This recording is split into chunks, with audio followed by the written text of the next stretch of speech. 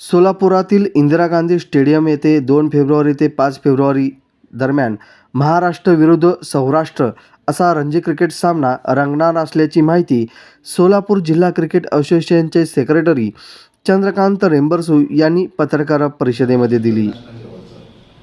हे स्टेडियम झाल्यानंतर स्टेडियम पाहण्यासाठी आम्ही महाराष्ट्र क्रिकेट असोसिएशनला आमंत्रण केलं होतं. त्यावेळेस महाराष्ट्र क्रिकेट असोसिएशनचे सचिव याच बाबामध्ये त्यांनी सोलापूरमध्ये आले. पी शिवशंकर जे आपले कमिशनर होते त्यांच्याशी बॉन्डिंग करून आपल्याला सर्वप्रथम त्यांनी महाराष्ट्र गोवा अंडर-19 सामना दिला. त्याच्यानंतर लगेच महाराष्ट्र पॉंडिचेरी पण अंडर-19 मिळाला.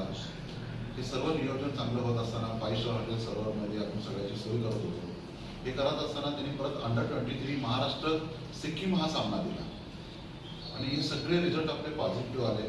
ह्याच्यानंतर की आपल्या ग्राउंडचे म्हणजे जे क्रिकेटच्या भाषात म्हणजे थोडंसं फिरकी गोलंदाजाला पूरक असतं आणि बॅटिंग पण विकेट असल्यामुळं आपल्याला त्यांनी रणजी सामना पण दिला. महाराष्ट्र मणिपूर काही सामना महाराष्ट्राने जिंकला. जवळजवळ 4 सामने महाराष्ट्राने जिंकले.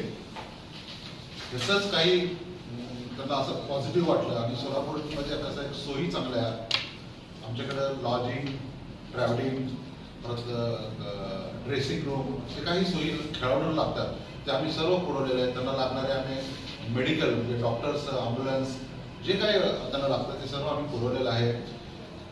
हे करत असताना की महाराष्ट्र क्रिकेट असोसिएशनने आम्हाला 5वा रणजी सामना जे 5वा सामना होता तो आम्हाला ऑफर केला होता, पण 5 स्टार हॉटेल अभावी आम्हाला आम्ही तो नाकारला.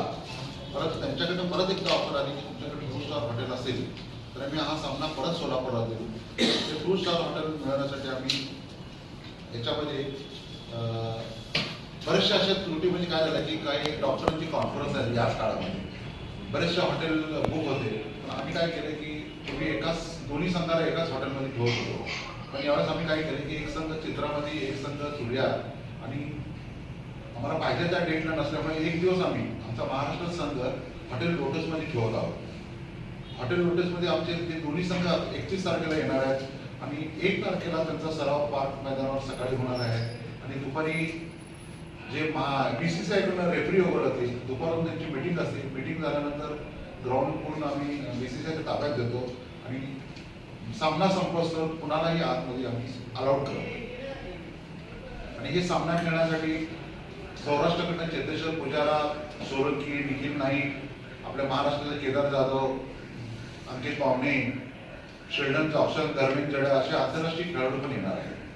आणि आम्ही आशा करतो की आपल्या ग्राउंडचे एवढं म्हणजे सुंदर नियोजन असल्यामुळं पुढील काळात महाराष्ट्र क्रिकेट असोसिएशन आपल्याला बहुतेक वुमन्स आणि बरेचसे रणजी सामने पण आपल्याला मिळतील पुढील अपेक्षा.